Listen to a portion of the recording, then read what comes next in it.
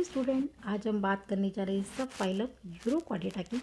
देखिए स्टूडेंट, जब हम सब फाइलम यूरोकॉर्डेटा की बात करते हैं तो क्लासिफिकेशन ऑफ कॉर्डेटा के फ्लो चार्ट में यूरोकॉर्डेटा की पोजीशन समझना बहुत ज़्यादा ज़रूरी है स्टूडेंट।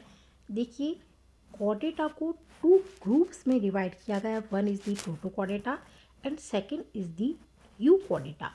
प्रोटो मतलब स्टूडेंट होता है प्रिमिटिव, यानी कि where primitive animals are include, और यू का मतलब होता है स्टूडेंट ट्रू। ट्रू यानी कि वास्तविक, जहाँ पे ट्रू कॉर्डेट शामिल हैं, जिसमें सब फाइलम रखा गया वर्टिब्रेटा, यानी कि notochord is replace by the vertebral column. जबकि प्रोटोकॉर्डेटा प्रिमिटिव है, इसमें दो सब फाइलम इंक्लूड किए गए, यूरोकॉर्डेटा एंड सिफेलोकॉर्डेटा। अब स्टूडेंट, पहले तो हेमिकॉर्डेटा को भी इसी प्रोटोकॉर्डेटा में शामिल किया गया था, लेकिन बाद में हेमिकॉर्डेटा को सेपरेट फाइलम कंसीडर कर दिया गया स्टूडेंट। हेमिकॉर्डेटा को कनेक्टिंग लिंक माना जाता है between the chordate and non chordate.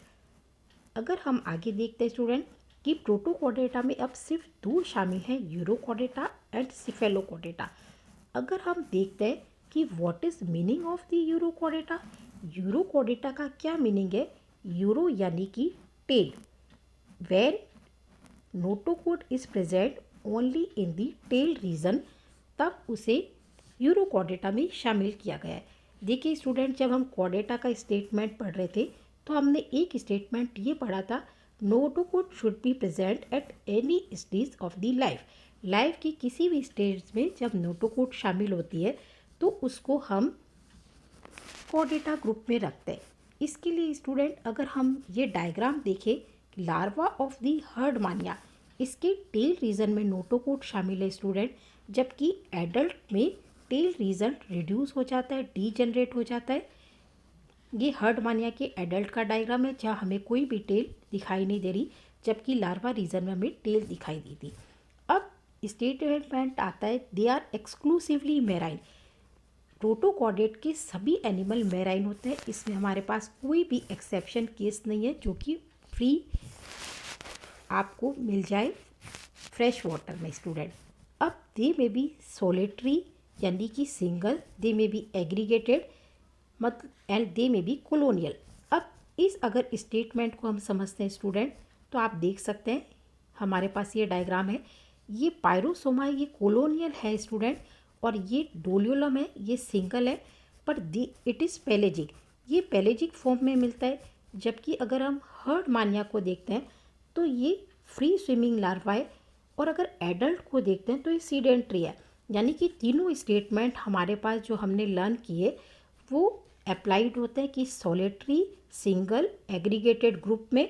Aggregated का एग्जांपल कौन सा स्टूडेंट, जो हमने अभी पायरोसोमा देखा, पायरोसोमा एग्रीगेटेड है यानी कि कॉलोनी के फॉर्म में स्टूडेंट, और सिंगल में हमारे पास हर्डमानिया है, पेलेजिक में डोलियोलम और साल्पा है। एडल्ट बॉडी डीजनरेट सेक लाइक अनसेगमेंटेड। अगर इसका हम देखते हैं तो एडल्ट बॉडी जो सेक लाइक दिखाई दे रही है वो हमें हर्डमानिया की दिखाई देती है। यानी जब हम यूरोकॉर्डेटा को स्टडी कर रहे हैं स्टूडेंट, तो हमारे मन में हर्डमानिया का डायग्राम, डोलियोलम का डायग्राम, पायरोसोमा का डायग्राम, ये सब डायग्राम क्लियर होने चाहिए, तभी हर स्टेटमेंट को हम अप्लाई कर सकते हैं स्टूडेंट। अब हम अगर हम एक बेसिक प्लान देखते हैं, बेसिक प्लान क्या होता है इसमें कि एक अपर्चर होता है जैसे वाटर एंट्री करता है, दूसरा अपर्चर होता है जिससे वाटर एग्जिट करता है। तो एंट्री वाला है ब्रेंकियल अपर्चर और एग्जिट वाला है एट्रियल अपर्चर। और pharyngeal gill slits are present, कि आपको फेरेंजियल गिल स्लिट्स दिखाई दे रही है। पेरिकार्डियम यानी कि हार्ट, स्टमक, ये एक बेसिक प्लान होता है यूरोकॉर्डेटा के एनिमल का।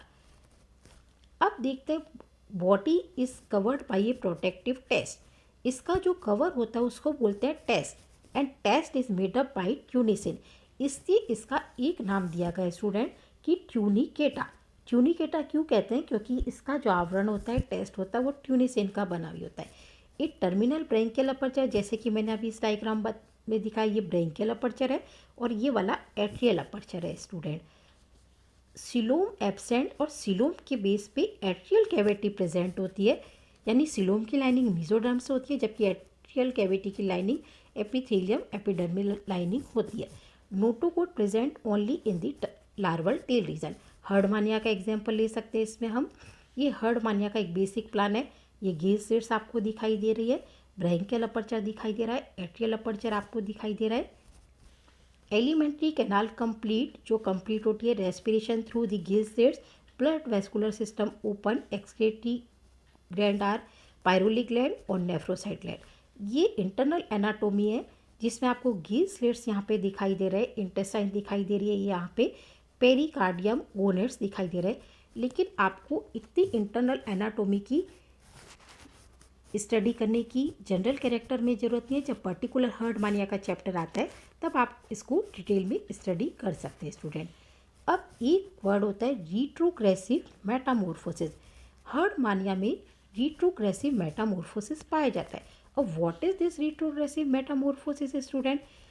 जब देखिए लार्वा के करेक्टर एडवांस्ड होते हैं और एडल्ट के करेक्टर डीजनरेट होते हैं तो उसे रिट्रोग्रेसिव मेटामॉर्फोसिस यानी कि प्रतिगामी कायांतरण कहा जाता है।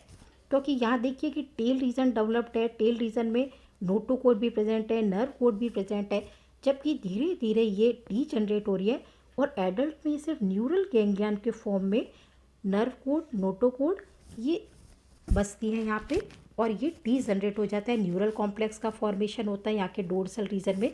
यानी कि जब लार्वा की कैरेक्टर एडवांस्ड है, एडल्ट के कैरेक्टर डीजनरेट है, तो उसको हम बोल रहे हैं रिट्रोग्रेसिव मेटामॉर्फोसिस। यानी कि अगर अब हम देखें कि यूरोकॉर्डेटा को कितनी क्लास में डिवाइड किया गया स्टूडेंट, हमारे पास 3 क्लासेस है, एसिडेशिया, थैलेशिया एंड लार्वेशिया। एसिडिया का एग्जाम्पल हर्डमानिया।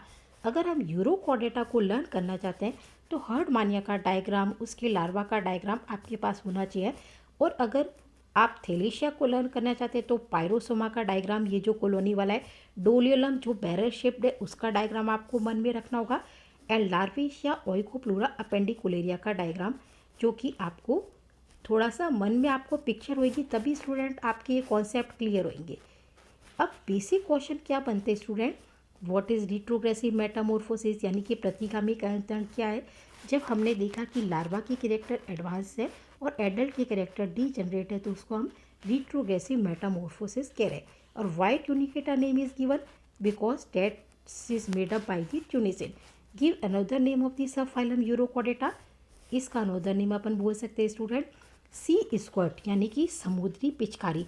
क्योंकि एक डायग्राम जो हमने हर्डमानिया का देखा था उसमें एक ब्रैंकियल अपर्चर था जहाँ से वाटर की एंट्री हो रही थी, एट्रियल अपर्चर था जहाँ से वाटर का एग्जिट हो रहा था। जब हम इसको थोड़ा सा प्रेस करते हैं तो जर्क के साथ वाटर बाहर निकलता है, एकदम पिचकारी की तरह से दिखाई देता है, इसलिए इसको हम बोलते हैं सी स्क्वर्ट या समुद्री पिचकारी।